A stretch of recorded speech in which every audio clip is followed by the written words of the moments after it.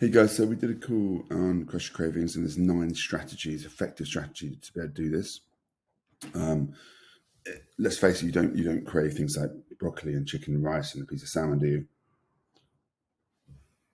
It's usually sort of high calorie, fatty foods with very rarely much nutrient goodness. And I think women suffer more than this than men. It's 97% here study, and 68% of men. Cravings are intense desires for specific foods. Desires to feel stronger for that's stronger than normal hungry. In fact, you can have cravings and not even feel hungry.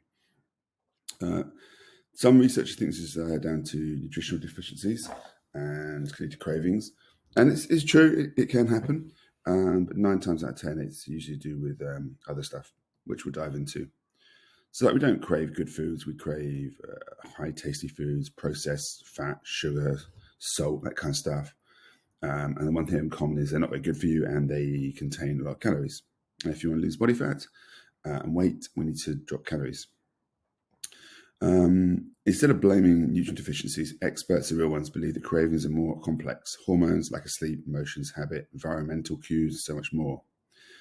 Even though reasons are complex, they're simple, clear-cut steps you can take to help minimize your cravings. So they're less intense and less frequent.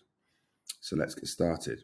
One is not eating enough. Now, to lose weight, yes, we need to eat a little bit less than we're doing now, but not to go super crazy low. I mean, you could do Cambridge or Lighter Life or cabbage soup diet and just stone a week, but that's not what we're looking for. That's just not desirable. So eat on a regular schedule. If weight loss is a goal, remember that lasting results come from a sustainable deficit than a crash diet. That's how you do it, not crash diets, crazy diets, go on holiday or get into a dress for a party or a wedding. You need to anticipate when you're hungry and have healthy foods in hand. I do have a ebook on healthy snacks. So going super low on calories is one tip to get you set up for being craving much more. So don't go too low on the calories. 2, not having a plan. Simple. You know how I like plan, prepare, plan, meal prep hack, find a recipe you like and batch cook it into like 5, 6 portions. If you live on your own, I know 4 or 5. If you're a big family, you do 10. But really batch cook your food and prepare it way ahead of time. So have a schedule on the fridge and then tick that off as you go through the week. Make a plan for your snacks and meals ahead of time and do the prep as much as you can. And then when the time comes when you are hungry or craving, then the good food is there. Stick with plan. Number 3 is thirsty. Water intake, I think 150 pounds per person is about 68, and that's about 68 kilos, a couple of litres. So take your body weight in kilos. So if you're 60, divide by 30 is 2 kilos. You're 90 like me, divide by 30 is 3 kilos, 3 litres of water. If you're craving coming on, drink water and wait until it goes away. Water is a really cool way. Your body is like 70% water, so you've got to stay hydrated as well. And then there's things like hydration tablets.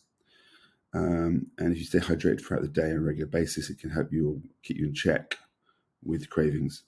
Also, drinking cold water can rev up your metabolism, and studies have shown that middle-aged adults drinking water before a meal can ramp up the weight loss. Simple.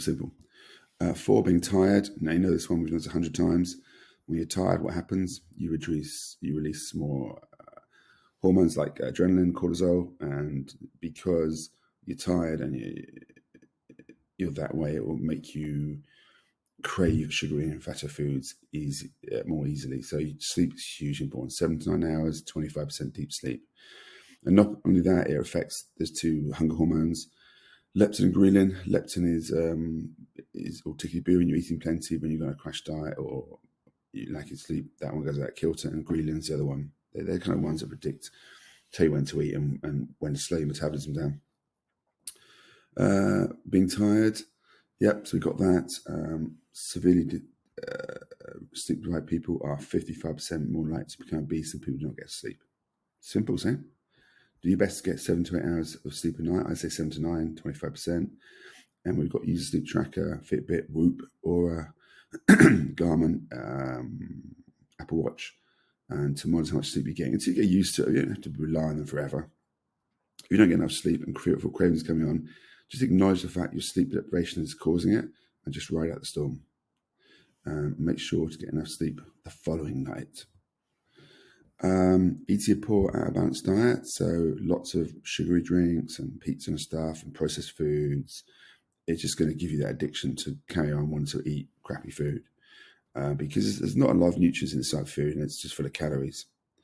And it's the nutrients in food that, like broccoli chicken, for example, that will keep you full. So make sure you get the right nutrients into your body, like lots of food that is full of nutrient dense, rich macros and micros.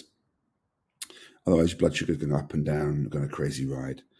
Here's the overview of like what I go with and what experts recommend on your macros, proteins, fats, and carbs. Carbs, I'm not going to dive too deep into that, but just think about carbs as like sweet potato, wild rice, porridge oats, and that's kind of where you want to be. Artificial sweeteners can work, but don't use them as a silver bullet. They do tell your brain, oh, food tastes quite sweet, it's fine, but there's no calories. You'll see a lot of 0-calorie syrups and hot sauces, stuff like that. So avoid fizzy sugary juices or artificial drinks. Focus on refined whole foods, carbs, vegetables, fruits, big time, legumes, whole grains. They got loads of micronutrients your body needs. And the fiber keeps you full and keeps your guts healthy and stops getting bloated. You want carbs to be as close to the natural state as possible with as few additional ingredients. So you don't really want chips or roast potatoes cooked in goose fat. Make sure you include adequate protein when we come to that. Skipping on protein, the most important thing here is any diet I say is protein is number one every time. You can survive without fats for a few days, weeks. It's okay, but it's still an important nutrient. Carbs, you can survive without them as long as you eat lots of green, fibrous carbs. But protein, you need this one. And it does three things: keeps you full up, stops you losing muscle mass when you're losing weight, and you burn more calories just by eating protein. And the things here is like Greek yogurts, eggs, poultry, fish, legumes, lean meats, tofu, and there are thousands of plant-based protein alternatives that are actually quite good for you now. I'm not talking about Linda McCartney or Corn, but there are some really good ones. Stress, a bit like sleep. Stress puts you in overwhelmed mood, hormones get out of whack, and then you just start craving sugary foods, alcohol, etc., etc. So 7, don't get stressed, manage it. So here you go. Don't wait to deal with stress, plan ahead for it. Include stress management techniques, walks outside, which we talk about a lot, meditate, journal, prayer, etc., whatever works for you. 10 minutes of deep breathing every day. This will activate your body's relaxation response. And if you find yourself dealing with stress-related cravings, recognize them and do your best to direct yourself towards healthy choices. Never get 100% right, but this is just a way of trying to manage it. 8 is environment. This is just what I call pizza night. Automatic cue, you do it without thinking, like driving your car. Friday night, you meet friends, bang, it's pizza night, it's a few beers, a bottle of wine. Just recognize these because it's like Pavlov's dogs. He waited till his dogs got really hungry, held the food above them. They started to salivate, get hungrier and hungrier, then eventually put the food down. Did this for a few weeks. Then what he did was, at the time you normally feed them, he started to ring a bell. Dogs will salivate, so he knew it was the time they're going to eat. And you kind of subconsciously know that, Friday night, Saturday night, crack open a wine, champagne, beer, whatever, and go into overdrive. So it's automatic. Be aware of your environment, emotions. Take note of your cravings and circumstances. Watch for patterns. Avoid triggering foods in the home. Trigger foods like pizza and stuff. If you have trigger foods in your household, keep them outside. Distance yourself from cravings. Go for a walk, brush your teeth, do some press ups, drink water. Be mindful, write it down. If you do decide to eat the food, create a distraction-free zone. Don't be talking to loads of friends, TV on, all that stuff. Just chew your food slowly, put your fork down, and just wait.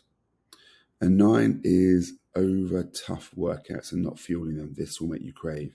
So if you're doing some insane, maybe doing Kate's workout, you're doing HIIT workouts, doing some heavy strength training, just make sure you eat plenty of protein at the end of it. This book is here for your download. If you want it, just message me. So there you go. If you feel extra hungry on days you exercise, plan ahead by having a small balanced meal straight after your workout, protein shake or something healthy. Have healthy foods available, fiber, protein, fats. and over your workout, scale back a little bit so you don't feel exhausted and famished. So the three major steps: improve your diet, healthier whole foods, give your lifestyle makeover. That's sleep, rest, stress management, practice self-awareness and mindfulness, and learn your craving triggers. There you have it, guys.